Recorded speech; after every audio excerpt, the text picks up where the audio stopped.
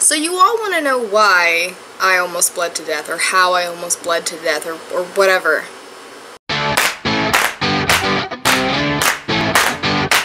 All I remember is like the whole story.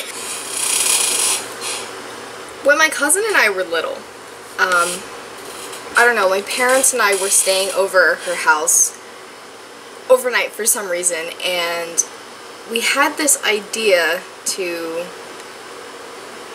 just get books and sit in her bed and read. Like, I don't know why. A lot of things that we did when we were kids were a result of things that we saw other people do, or we saw it on TV, or whatever.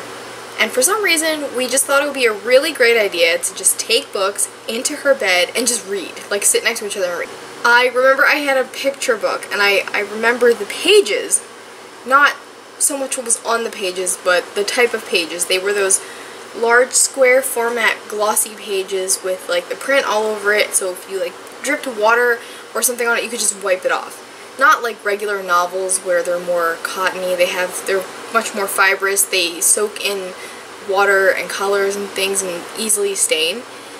So I had that kind of book. I don't really remember what she had, but we had climbed into her bed and we opened our books and started reading. And I kid you not, like, there was nothing wrong with me that day. I didn't hit my face anywhere. I didn't hit my head.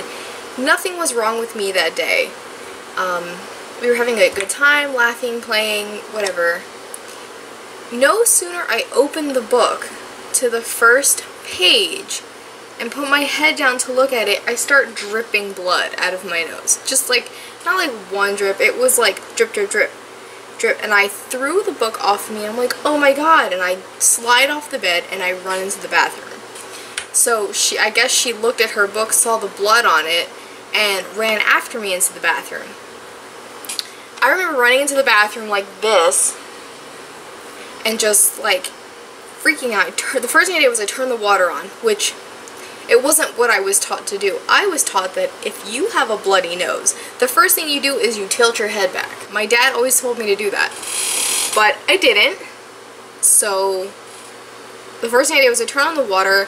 For some reason, when I got into the bathroom, I like let go and all this blood was just pouring out of my nose. Just like if you were to turn the faucet on just a little bit, enough for a steady stream of water, that's what my nose looked like.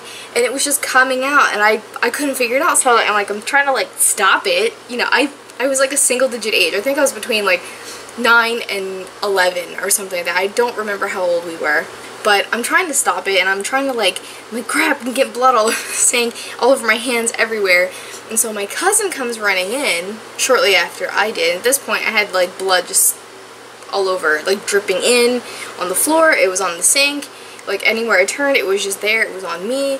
And so she freaked out, and she goes running off down the stairs. I started panic because I'm like, this is not stopping. It's getting faster. Like, I don't know what's going on. We had both sets of parents home at the time, so the next thing I hear is like all these people just running up the stairs. My mom's in front, her sister is behind her, you know, and the two dads are behind them, and she's not my little cousin, she's actually older than me. My cousin is, I think she ended up, like, she was peeking in the door. I remember her peeking in the door, and I couldn't say anything to her because I was just bleeding everywhere, and she ran back into her room, I think to hide, because she was in tears, she was scared.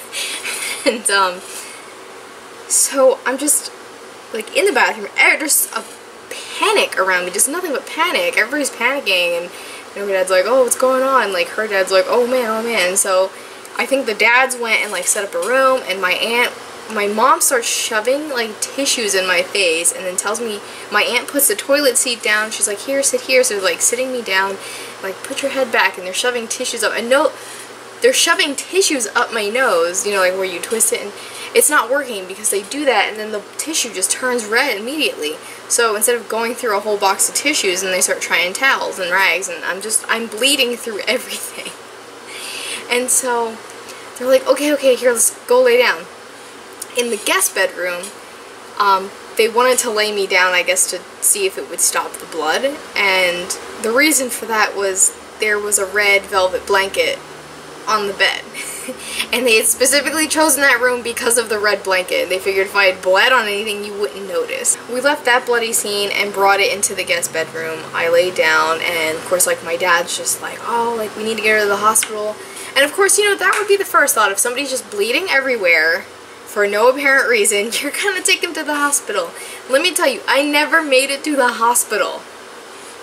I never made it to the hospital. So, like, my dad just kept suggesting the hospital, and then my mom was talking about it with him, and I remember they didn't take me because it was, I don't even know why this is a valid reason, but they didn't take me because my cousin lived out of state. Like, my parents felt like they didn't know enough to be able to take me to a hospital out of state, and like they didn't know what would happen. I don't know, it was really weird, but I just remember one of the reasons was we were out of state and it would just be difficult, or I don't know. So anyway, I'm laying in this bed and now I'm starting to cry because I can't stop bleeding. And if I could, I would. And laying down didn't help at all. What was happening was laying down was not only draining the blood down my throat, but now I was so congested with blood and just, I guess, like, congealed blood? I don't know, whatever. I had a clot or something going on, but I don't know, there was a point in time where, this is about like 15 minutes in now, laying on this bed, and not only is the blood still coming out, it's now dripping down the back of my throat, and every time I swallowed, it would push more blood out. It was seriously the strangest thing. It didn't hurt, nothing hurt, nothing bothered me, other than the fact that I couldn't breathe out of my nose because both sides were clogged. I was only bleeding out of one side, but both sides were clogged. I couldn't breathe, I was breathing out of my mouth. So then my dad and my uncle went downstairs to get ice, because my dad's like, oh, maybe we can slow down the blood by icing it. So they went and got ice. My mom and my aunt are there. My mom's like freaking out. My aunt's like, what do we do? Like, I don't know what to do. And so they're trying to like clean me up and like, you know, try to stop the blood, because they saw every time I swallowed it was pushing more blood out, and they're like trying to catch it. The weirdest thing. And so somebody came back up with ice, and it was literally like ice in a produce bag or something, and they handed it over and they took it and they put it right on top of my face. So now I couldn't breathe, I couldn't see. I mean, I could breathe out of my mouth, and I could see if I like moved the bag of ice, but the whole point of it was to center it on my face to try and slow down the flow of blood. You know, and then my parents started chatting again, then my mom and my aunt were chatting again, and I think they were still talking about going to the hospital if it didn't stop. And you know, at this point, like, I'm tired and I'm sad, and now I don't feel good because there's so much blood just exiting my body, and the ice was hurting me because it was really cold and it was like a thin bag. You know, as produce bags are not designed to hold ice to put on any member of your body. With the bag of ice on my face, I started to cry. So then that caused more panic because now I was crying, because before I was just quiet. I was quiet, I didn't say anything, and now I'm crying. And I don't know where my cousin was at this point. She had gone somewhere, I guess into her room.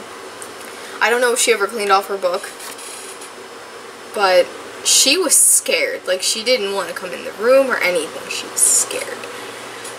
And this whole ordeal lasted probably an hour. And I'm not exaggerating the amount of blood that came out of my nose. Like, girl.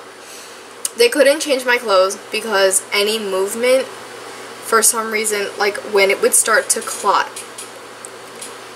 any movement that I had sort of broke the clot apart, and then the blood would come out again.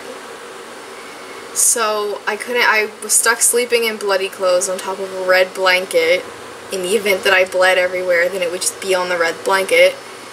And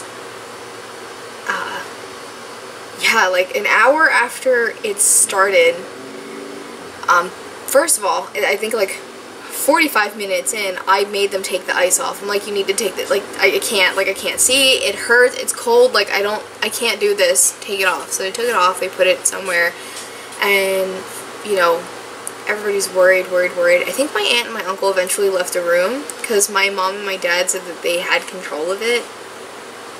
An hour had passed, and they realized that the blood had sort of really slowed down, and it wasn't really coming out. So, my dad, where did my dad go? I know my mom got into the bed with me. He had gone into the bed too. I can't remember. But I remember my mom was next to me, and they decided they were going to try to go to sleep because everything seemed a little calmer and I wasn't like shooting blood everywhere. So they turned off the light, they went to sleep, and I laid there awake. Like, so awake. Like, okay, I still can't breathe. My face isn't cold anymore. So I did, you know, and then I realized, wait, there's no more blood in my throat. And I reached up, and like, because they didn't clean my face either, they were afraid to, I reached up and there was like blood just crusted all over my face. All over my face. And I remember like around my nose especially, I'm just like, ugh. But I was touching it, and it didn't hurt, and it wasn't wet. So I did the thing that you really shouldn't do. I was determined to breathe out of my nose. So what did I do? I sniffed back. I went, how you like me now? Doing that caused something to come loose, and it went to the back of my throat.